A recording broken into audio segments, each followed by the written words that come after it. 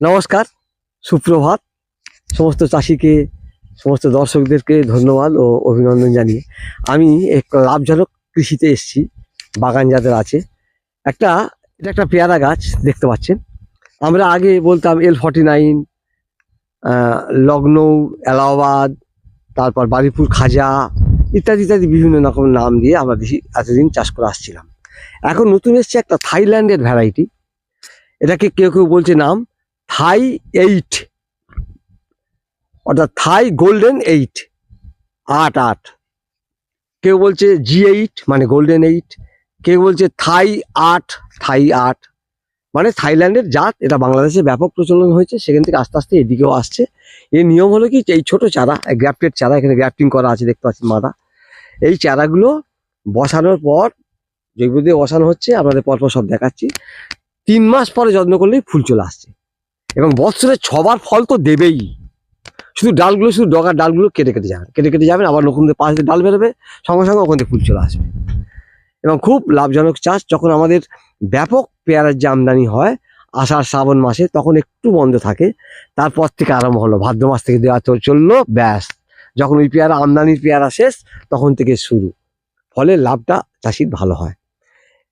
ছোট ছোট গাছই ফল চলে আসে। সাধারণত বলছে 6 ফুট 6 ফুট, আমরা প্রায় 8 ফুট দূরে বসাচ্ছি। তা যাই হোক, 6 ফুট 6 ফুট কেউ বলছে, 8 ফুট 8 ফুট কেউ বলছে, এইভাবে বসান।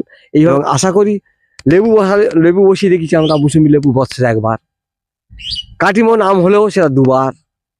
দেখা যাচ্ছে যে এটা মোটামুটি বছরে 5-6 বার ফলন পাবেন। আর প্রত্যেকটা ফলন প্যাকেট হলে তো বাঁচবেন, সেটা পরে আমি দেখাবো, পরিচর্যা দেখাবো, ফলন দেখাবো। এই চারাগুলো এখান থেকে বয়ে নিয়ে সেগুলো লাগানো চলছে। পাতাটা একটু অন্য ধরনের, খুব জোর ফলন হয়, দেখা যাক সারা বছর হবে। ট্রাইকোডার্মা ভিরিডি পাউডার যে কোনো কোম্পানি নিতে পারেন, অসুবিধা নেই। আর সেই সঙ্গে দেওয়া হবে ওটা কিন্তু সিডোমোনাস ফ্লুরোসেন্স, অর্থাৎ ব্যাকটেরিয়া নাশক, ছত্রাকনাশক, দুটোই দিয়ে। হ্যাঁ, এই রঙটা একটু অন্যরকম, তাই না? হ্যাঁ, ঠিক আছে, সব ঠিক আছে। এটা দিয়ে এর সঙ্গে মাখিয়ে নেওয়া হবে, নিয়ে এইগুলো দিয়েই কিন্তু চারাগুলো বসানো হচ্ছে।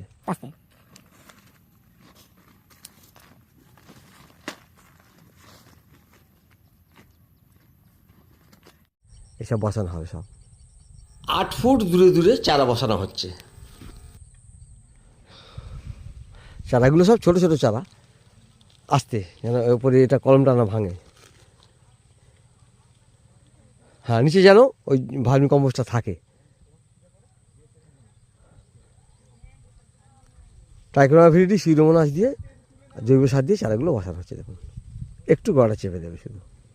ঠিক আছে, কারেক্ট।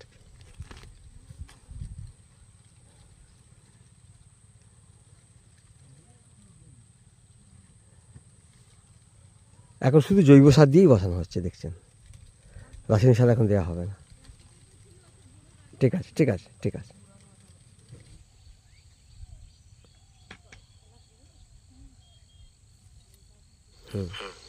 এইভাবে চারা বসানো হচ্ছে। পরবর্তীকালে আমি পরিচর্যা বিষয়ক ভিডিও আনবো। সকলকে ধন্যবাদ ও ভালোবাসা জানিয়ে শেষ করছি। নমস্কার, ধন্যবাদ।